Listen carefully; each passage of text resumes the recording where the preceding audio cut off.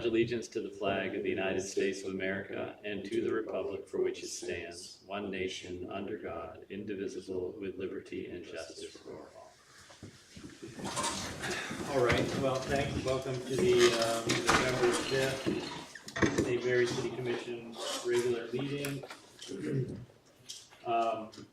Gerard's not here, so I'll be running it. And I'm not going to say necessarily we want to make this the fastest meeting in the history of the city, but I wouldn't be opposed to that. I asked Maurice to take, and we'll get to the appropriations in a second, one item off the agenda, Palmer Road Bridge, just because I didn't want to, that's a significant amount of money, and I didn't want to make a commitment to spend that without everyone being here, so we'll just remove that. So the first thing we want to look at is the appropriation ordinance. There are actually two. The 1246 is for the truck we approved for electric last time, and then 1247 is, I guess, standard. The one thing that I was talking to Kelsey about that stood out to me was this $17,000 to the state of Kansas, which if you look at it, it's called a LEAP, annual refund, some fund where they give us money and then we didn't need it all or something. It's low income assistance for people, and if you don't use it all, it goes back. Okay. So it's not really an expense, it's just A pass through. pass-through. That's the only thing that stood out to me. Is there anything else you got? We have a Blue Cross Blue Shield on here twice, Yeah. both under the same. Yeah. one First number. time it says error, wrong or void, wrong amount, so take Oh. 26, that's fine, it's unusual. It's over here, so it's voided.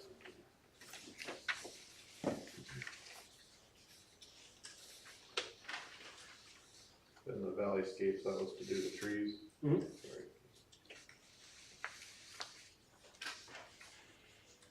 That's good. Like to make a motion. Mr. Mayor, I'd like to move that we approve both appropriation ordinances number 1246 and 1247. So I have a motion. Do I have a second? Second. We have a motion and a second. All those in favor of approving appropriation ordinances 1246 and 1247 as presented, say aye. Aye. Aye. And so that passes. There are any opposed. Given we said aye, no. So those are good. Thank you. And then proposed minutes for the last meeting of October 15th. Good. So those are approved. Anything to add to the agenda from up here? Anything out here? Sorry, I do, but I have. Thank you. This gives you time to think about if you really want to do this. Thank you. All right. Everybody. I'd like to add, if possible, MJ's would like to request permission, if possible, to have a reserved parking sign for curbside pickup in front of just one to help. There are a lot of moms that show up and leave their kids in the car. Wait, you're supposed to argue later. Oh, I'm So already. we'll add it to the agenda. Merci. But, yeah. All right, so reserved parking. in front of MJ's. All right, that it? Okay, let's proceed then, please. First order of business is the 2025 library lease. We changed that price last year to $650, and we just left it for now. We did during the budget process and Oh, the notified budget, them. yeah, that's right. This would take effect January 1st, it'd go from 600 to 650. It's ready to be approved tonight. I don't think it has your signature on there, so it'd be a Gerard signature, but there's been an interest from Dennis Miller, who's on the board, not the main board, but the whatever, about making this a multi-year agreement at some point and doing it like every 2 years or so. But not this year. Well, he's open to whatever. I just wanted to pass that along. So, I'd like to leave it as an annual agreement. Did you want to come up, Bill? sure. Oh,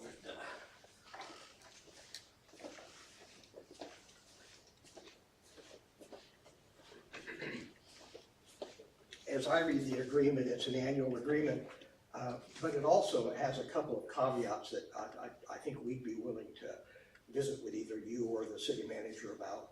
One is, there is a point in time when our budget needs to know whether or not you're going to make a change in the lease funding, so that we can budget for that. The other is both sides in that lease have a termination clause that you can exercise. So I'm not sure we need to meet twice each year, one to clarify the budget and then the other to adopt it. If you'd be interested in doing that more long-term, we'd respond to that positively. Okay. Okay. Thank you. Sure. How do they usually need to find it? So I'm sorry, Bill, before you, are you saying is it the timing of when your budget is relative to when we approve the lease? Yeah. That's easy enough to change. Yeah, it's sort of both. Yeah, If we're going to do it annually, then let's do it at a time when it gives you an Sure. opportunity to make the adjustment and us an opportunity to include it in the following year's budget. Yeah. Yeah. Do you know what time of year that would be? It's all right. Well, so this year, the information was requested and was given in a timely manner, so it's a little before we do our budget. Yeah. You know, that sort of stuff, so, we can calendar it, for June. And we can clarify that and Okay. work with you through Maurice. Right, thanks. Yep, sure. So basically, have their lease line up with when their budget is due? I think giving information about what the renewal will be in line with the budget, it can still take effect January 1. I So see. they have time to budget for next year. It's been an ongoing thing, questioning of if there's gonna be an increase and how much. We just need to just do it when we start our budget process in June. I don't see a problem with that. Okay, the next item, Do so we we need need to decide we're gonna approve the, Correct, because they have a board meeting come up and they do not meet in December, so they have to. so we already discussed this and to change the rate. I thought we were gonna do that last year, but yeah, I mean, this is fine, so do we make a motion to approve as is? You can, and what all it's changed is it's changed it to next year's dates, and the increase has been $50 a month. So that's what you'd be approving for the 1 year. All right, so do I have a motion to approve the 2025 library lease as presented? I so moved. Do I have a second? Second. All those in favor vote aye. Aye. Aye, there are none opposed, so that's good, and we can look at the timing for next year. The next item is the Bells of St. Mary's Parade. Somebody else gonna speak to that? So we're requesting the closing of the street for the parade. The parade starts at 6 p.m. So we want to close from like 7th Street to 3rd. I think I sent you on that, right? Yeah, so Chief Sid sent it to KDOT for approval and included the route. So they usually line up here at City Hall, go up on 7th Street, down 24, exit on 3rd Street south. It could be 45 minutes approximately, anything over 30 minutes, KDOT wants to have a permit. And so where do we stand on that? It's just been submitted, we haven't heard back. No, everything's been approved, it's just a political issue. Just have to make a consensus to approve the parade route as presented. Just a consensus. Yeah, I don't have a motion, there's none. You don't like consensus issues? We have a consensus. Okay, Good. was there any Thank other you. issue? Have a Thank good night. you, thank you for doing Yeah, that. that's good, thank you. It's a pretty long, I guess there's more copies for you all there. Not counting the- All right, we are not gonna address the Palmer Road Bridge, we'll just table that for next time. Chief, Chief's is not here, but also it was an email from her with another request that we put in the packet. Yeah. So if you could just handle it all at once, the MJ's and the previous one. It was about a crosswalk, extension of the school zone to the same person, yeah. Same law. So I think if you wanna address it now. yeah, sure, you can come on up and we'll talk about both at the same time. Hello again, everybody. Do I need this thing? Is it actually? So, So I noticed, living on the bottom of Second and Mission, there is a little bit of a danger of children and other people getting hit by cars coming down Second Street. Right when a couple days before I emailed, it was the last example I needed to ask for this again. I know a few years ago, I thought maybe we could do something, a stop sign at the bottom or something to let people know that there's a crosswalk there. Maybe flashing lights with a little speed limit thingy, to let people know, hey, there's a crosswalk at the bottom of the hill. The reason is, so just anecdotally, I was at a stop sign on Mission. 2 cars were on a stop sign headed to go up Second Street. We were all waiting for little children to cross. There were little children literally in front of the truck going up the hill, and a Suburban came flying by without even noticing that they almost hit a child. And that was right there, and I said, that's it. So I think an easy solution, I know that there was concern about the hill being too steep, even though other places have stop signs, but at least a flashing light, like pedestrians coming with the speed limit flashing, you know, those lines we see in other places, that could be a simple solution, headed down the hill on Second Street, maybe posted, and then making the crosswalk, enhancing it a bit, making it a little bit more visible, because that is a very busy street right there. I'm sorry, can I just get, are you talking about Second Second admission. second admission? Yes. Or, okay, so we don't, it's not 24th. No. We have complete control over that. And we're not, she's not asking that it be lowered necessarily, she's asking that it be identified in Sure. lights. Yeah. I just wanted to make Or sure. like one of those speed, like limit, or what do you call them, speed checker lights and pedestrian crossing coming, somehow to remind people, you know, because it's a little bit scary, I mean, living at the Well, bottom of the hill. I will admit to being frustrated by that intersection personally, because I go down there and turn left. Yeah, And what I've noticed is people will tend to stop. The people Right. coming up the street, though, to the north will stop and then go. right, Regardless of the fact that I'm not supposed to stop. Yeah. So it is a problem. yeah. And, So a few And years then- ago, I requested the stop sign, but obviously but not then usual, I think a but- stop sign at the bottom of that hill would not be, it's so steep, that'd be pretty hard. Well, they have the stop signs at the bottom of hills, I brought this up before, Aspen, Yeah. Colorado and Laguna Beach, California, that are much steeper than this one, so I'm not sure, I think people could get used to it. Maybe. I don't know, but somehow to save the crosswalk people. I agree. Did Sid say anything about this particular scenario? Have an opinion on it? Had not recently, it may have been a couple years ago. It was, they pushed it to the next election, it was Francis, and they said, wait till the next commission, and I decided not to come back. Yeah, it's very politically sensitive. But I thought of like buying one of those $50 ones off Amazon and sticking it on just to flash it, I thought I better ask before anything and just have you guys do it if you're gonna do anything, but, that was the major issue in my little brain, and then, on Highway 24, I thought for the school zone, it would help maybe, because there's that congestion there with between the academy and then, the grade school, if we could maybe extend the notice of school zone a little further back, I don't know if it's because it's private property or what it is, to let people know Well, I coming think in. it's because it's US 24. Something like this came up in the last meeting. If Okay, we want to make any changes, including flashing lights on that US highway, we Yeah. need to get KDOT. So we can do, I think, whatever we think is prudent on the burden, not the. So on Second Mission Street, I just would throw out though, you'd still wanna have that engineered, where to put the sign, where to Sure. put the, if you're gonna go that route. It's just not something you're gonna put a sign up and.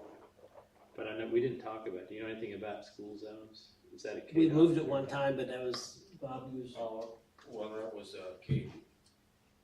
KDOT did that. So that, those same sorts of things we talked about last time would be in play, changing speed zones anywhere on Well- US 24 would. I don't know, we have to study it necessarily. It's something we could request KDOT to do. And then if they said you have to study, we have to study it, but, I don't remember there being a study done by the city. I think just more of what I'm requesting is a notice, like I know they have to do it too, but, you know, when you're heading, west into town, you're coming into town, just a more of a notice of a school zone before you Well, get I mean, the- there are flashing lights associated with that, so. Well, and I- once you cross, like, it's, so there's the academy entrance and then the Bears entrance, but there isn't really a notice before see, it's like once you cross, then the Coming flashing from lights, the yeah, east. so it's nothing coming like from, Yeah, and it's a coming from weird the east. school zone too, frankly, cause it stops. they originally created it for the Before- crosswalk across yeah. the illegal crosswalk across the arch, and then the railroad said that was, you get a $10,000 fine per person if you cross there or something, or years Yes, well, ago. but I mean, the school zone starts, I think, to protect children going across the crosswalk on Second Street, but it ends going east before you even get to the turn to go into the Right. school, so it is a Both weird. schools, First street. that's what I'm saying, so that spot, if we had First street, yeah, First Street, sorry. just a little bit, like, you know, Froggy's a little more before it hits both spots going No, to I the agree. floor. That's, those were my two major, just points to bring up today. I agree with that. And then even if there's a little bit somehow, I mean, when you're coming up, coming over the tracks to go up the hill to, Second Street, I guess there is a pedestrian sign, but, I don't know, just whoever decides to fix it, whatever they decide to do, they'll probably figure it all out at the same time. I think it's a good idea to figure out something better at that intersection of Second and Mission, which we could do maybe internally.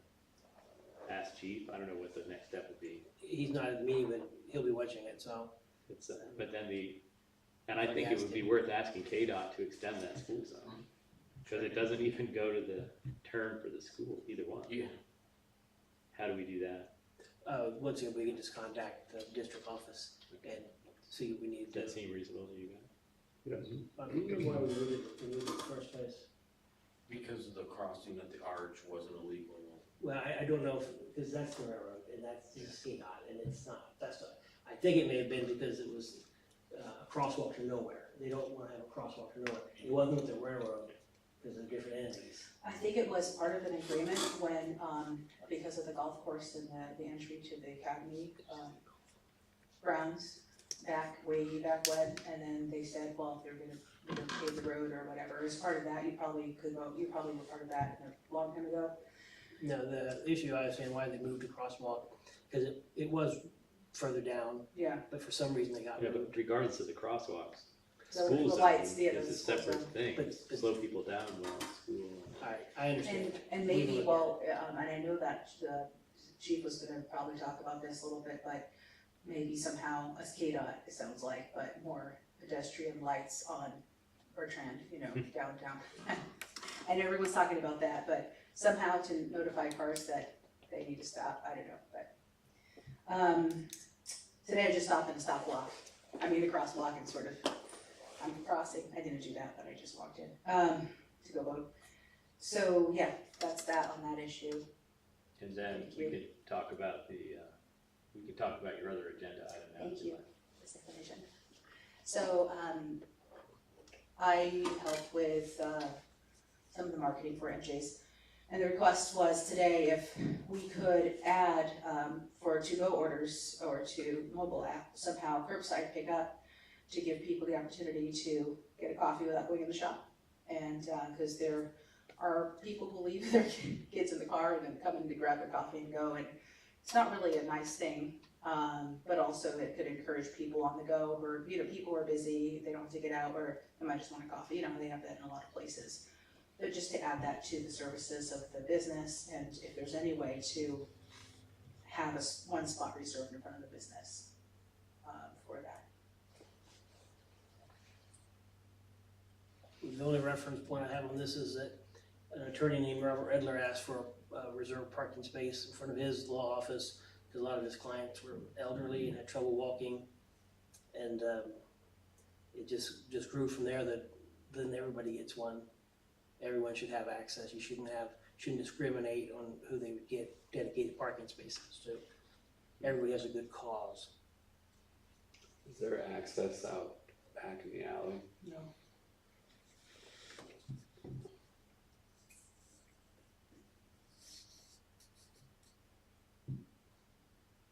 And what are the sorts of rules that govern this sort of thing?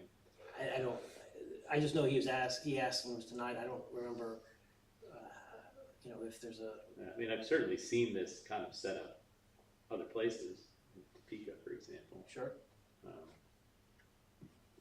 Manhattan points as like a 15-minute customer parking for some of the stores, but I don't know if it's specific to one store, if it's like, Just have really short-term parking in that one spot. right, it's like one spot on, I think on either side of points, but, As long as it would be open. I like the idea, but I think what, to your point, is that once we do that for one business, every business is gonna ask, which I don't know if that is necessarily an issue or not, but. Yeah. Um, But his thought was if there's one dedicated space for short-term Yeah. parking, but then it has to be enforced and then, you know, so. Well, if there's any way to, maybe, maybe it's a shared, you know, there's a restaurant opening next door, maybe it's pick up orders shared between two places.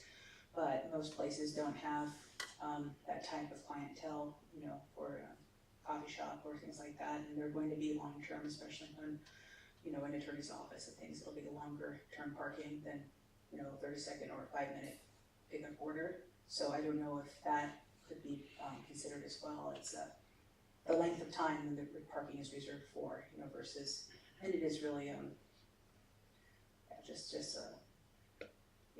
a little bit of request. By the way, MJ's is celebrating 20 years this year. And would that be, all business hours or just specific rush hour Specific business times? hours, so, well, they're business hours, so basically, yeah, that would be all business hours.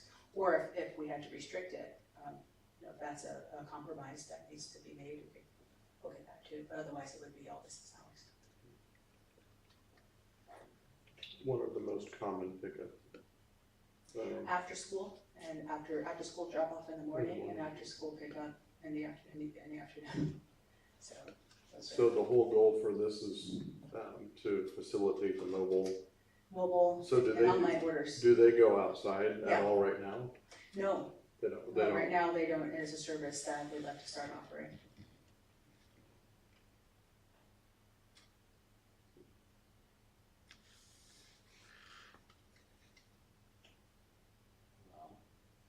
Well, it's worth considering. Uber Eats. Yeah, I guess, I'm not sure whose opinion I'd like to have, but maybe I'm always interested in what Chief has to say. For Okay. anything that has to do with traffic. I mean, Yeah, it was- I think we all agree it's an interesting idea, not, but. Yeah, well, the topic's been introduced, there's no decision tonight, because Yeah. there's two other commissioners, and we can have Chief sit and maybe even the city attorney weigh in on something like that. It's not a bad idea, if it is for all short-term parking to come and go, because it's hard to find parking at certain times. All right, Thank you. well, we'll consider everything that you have said. Thank you. and take no action. This is real government action right here. Yes. Okay, next item is Elm Street sidewalk. What's the traffic study? Sid's not Well, here. I'm not here, so I'm just gonna. If you have questions, you can send them to him or me. And I guess we'll talk about that first and then street department equipment after that.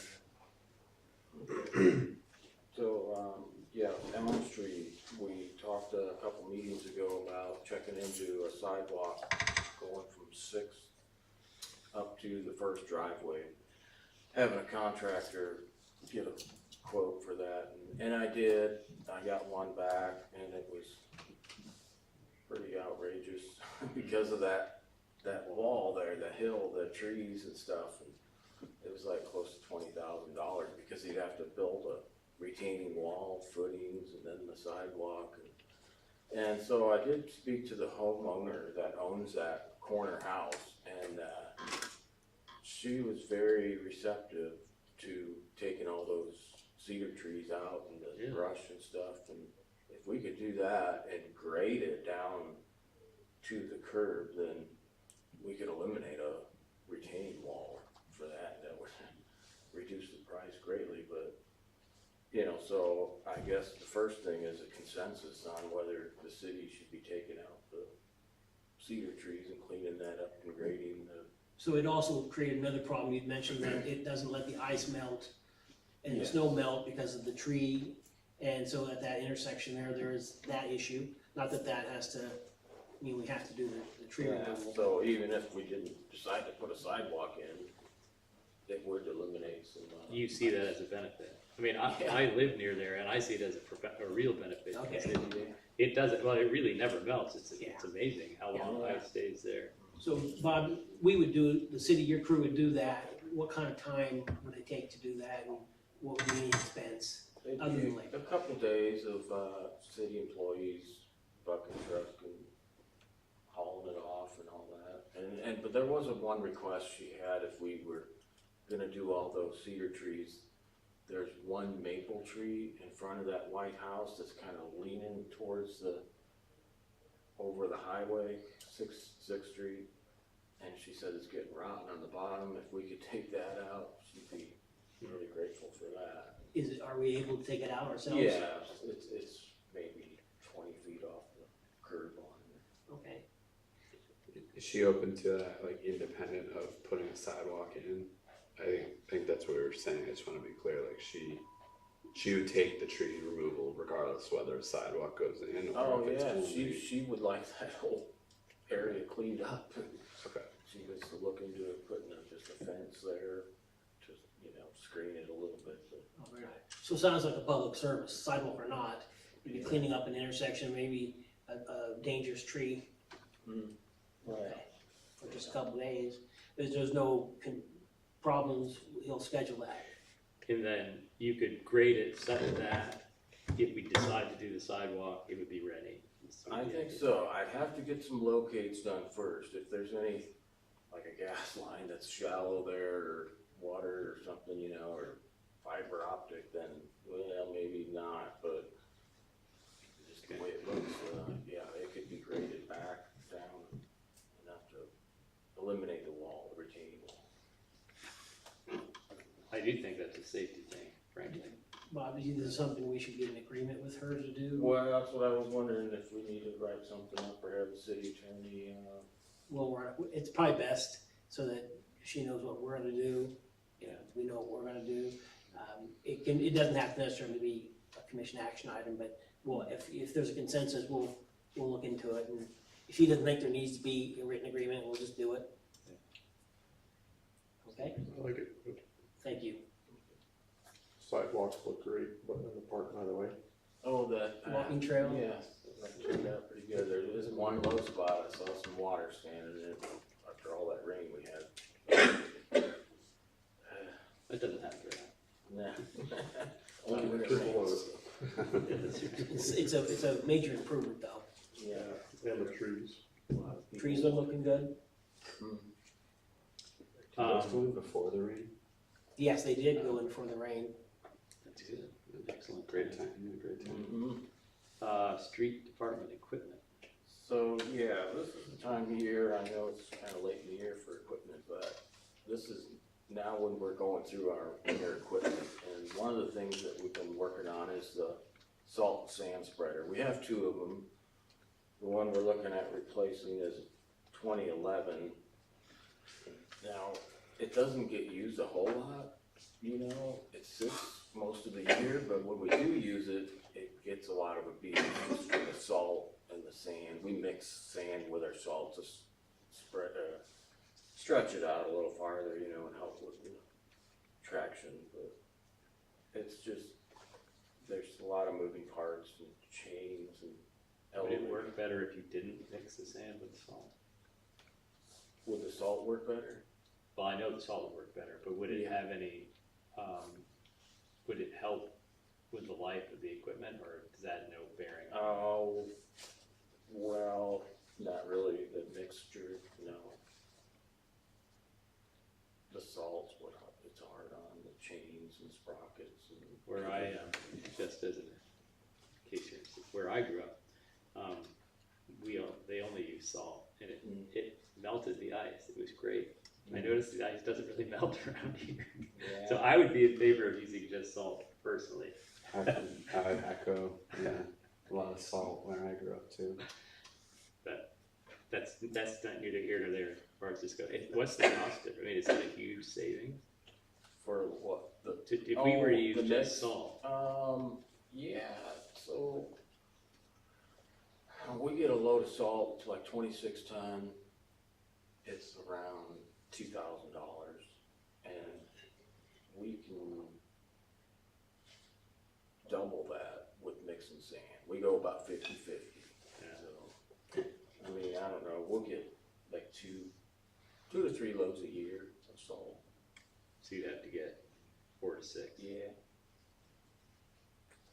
And the sand is how much? Oh, it's minimal. Okay. We haul it ourselves too. The only reason I ask is what I've noticed, and I'm from northern New Hampshire, is that here, when we get winter storms, they're almost always ice storms. They're not snowstorms so much. And so melting that stuff seems to me to be really important, and it just doesn't really seem to melt. Right. It takes time though too, because you gotta get the traffic on it, and the sun on it too, you know, and if it gets down below 20, the salt's not very effective either. Just put 20. Okay. Yeah. All right. That aside, so So you got 3 quotes for a Yeah. salt and sand spreader, the lowest being 11?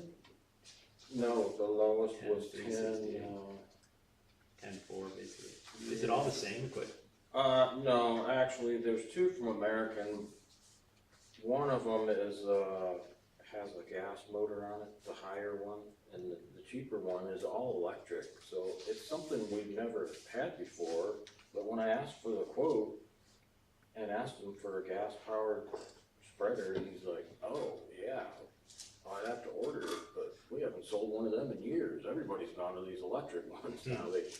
They're electric over hydraulic, run onto the truck's electrical system, you know. And they're just as durable. That's what he says, yeah. Huh. So That's a $2,000 difference. it'd be eliminating a gas motor. I don't have to worry about servicing that. They're not starting when it's 0 degrees out. It's just a little lawnmower engine on the back. And this third one that's the 11th. What is? Yeah, that's from, it's a Western brand. Which one were you inclined to go Oh, with? That that's Salt Dog, the cheaper one for 10.3. with the electric. Yeah, it's electric. And what do we have in that? Do we have? His line item has money in it. has that in it? Equipment line item. Yeah. It's eco-friendly, Well, as we're spreading salt.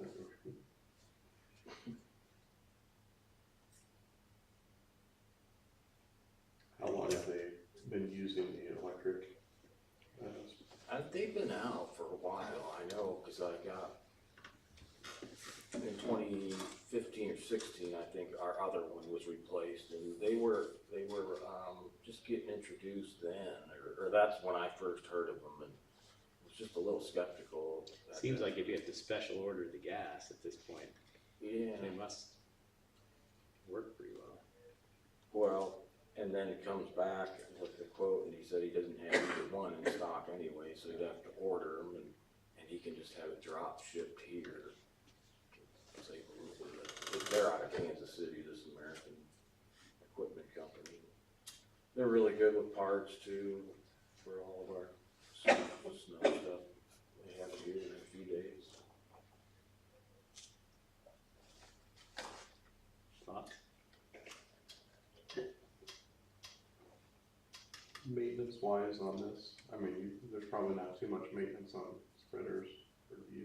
The biggest thing is just washing them out every time you use them, and we do, but it's just mainly greasing them, and while on ours, they've got that little motor, we service them every year, change the oil and stuff. Which you wouldn't have to do. I guess there's probably a real corrosion potential if you don't empty them and clean them. Yes, the corrosion eats the bearings up and everything. I don't see an issue with the electric one. Like you said, that just hooks up right into the truck. Yeah, that's what this does, you get up to the battery, as long as you got a good battery, good alternator, it'll work fine. And that's similarly, our snow plows, they're electric over hydraulic, they raise and lower and turn and tilt, you know, and all that. They work good, and on the dump bed, on the truck, it's electric over hydraulic, electric runs off the battery. I don't have any issue